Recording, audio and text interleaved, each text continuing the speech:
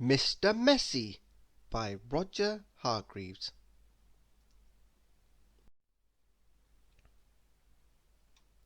Mr. Messy was the messiest person you've ever met in your whole life. He lived in a particularly messy-looking house. The paint was peeling. The windows were broken. The garden gate was off its hinges. And had Mr. Messy cut the grass in his garden lately? He had not.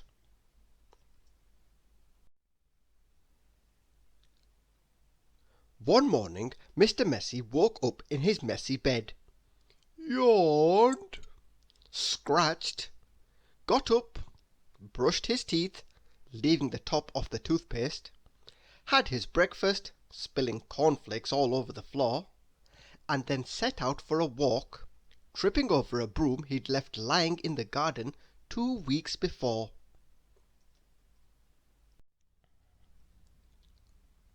Mr. Messy walked through the woods behind his house. He walked and walked right through the woods until he came to the other side. And do you know what he found? Mr. Messy found the neatest looking cottage that he had ever seen.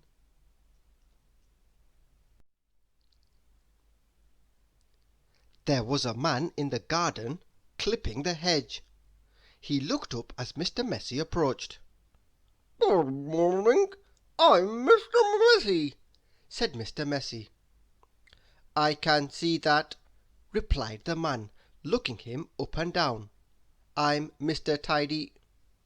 "And I'm Mr. Neat," said another man. "Tidy and neat," said Mr. Tidy. "Neat and tidy," said Mr. Neat.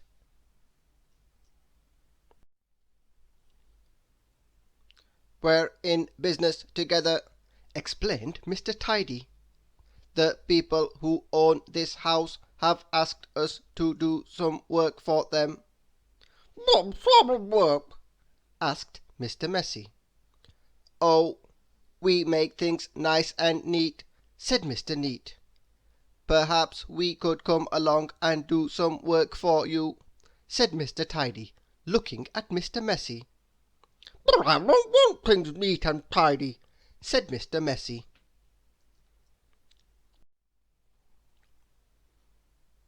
"Nonsense," said Mr. Tidy. "Fiddlesticks," said Mr. Neat. "What?" said Mr. Messy. "Come along," said Mr. Neat. "Off we go," said Mr. Tidy. But," said Mr. Messy. "But nothing," said Mr. Neat. And off they all went to Mr. Messy's house at the other side of the woods.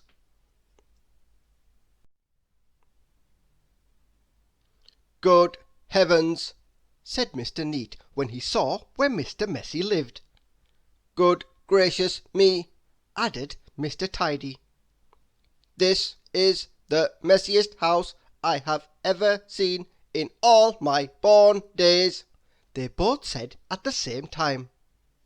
"Better do something about it," said Mr. Neat. Before Mr. Messy could open his mouth, the two of them were rushing about Mr. Messy's house.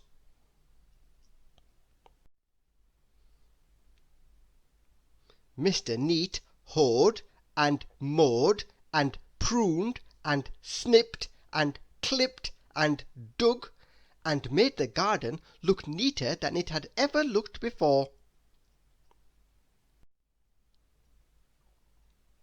Mr. Tidy cleaned and primed and rubbed and painted and mended and made the outside of Mr. Messy's house look tidier than it had ever looked before.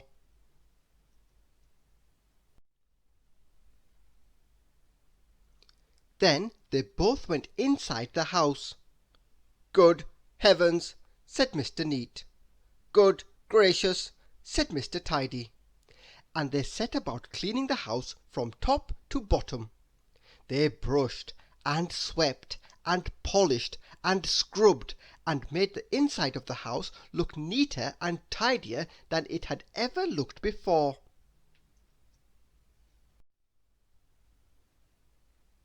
"There we are," said Mr. Tidy. All finished, said Mr. Neat. Tidy and neat, said Mr. Tidy. Neat and tidy, said Mr. Neat. Mr. Messy just didn't know what to say.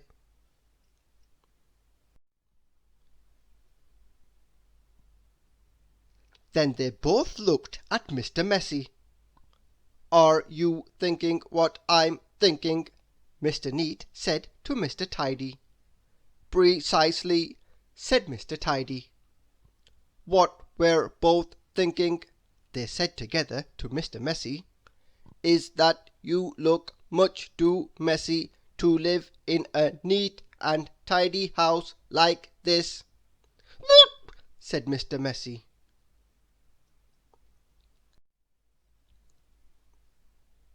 But whatever Mr. Messy said was no use, and Mr. Neat and Mr. Tidy whisked him off to the bathroom upstairs. Then Mr. Neat got hold of one of Mr. Messy's arms, and Mr. Tidy got hold of the other arm, and they picked him up and put him into the bathtub. Mr. Messy wasn't used to taking baths.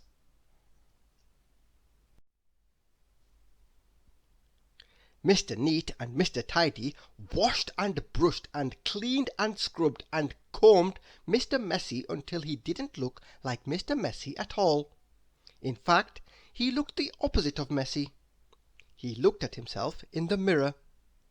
"You know what I'm going to have to do now," he said in a rather fierce voice. Mr. Neat and Mr. Tidy looked worried.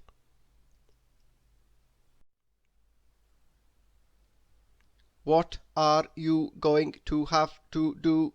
they asked Mr. Messy. "I'm going to have to change my name," he said. And then they all laughed together, and became the best of friends. And that really is the end of the story, except to say that if you're a messy sort of person, you might have a visit from two people.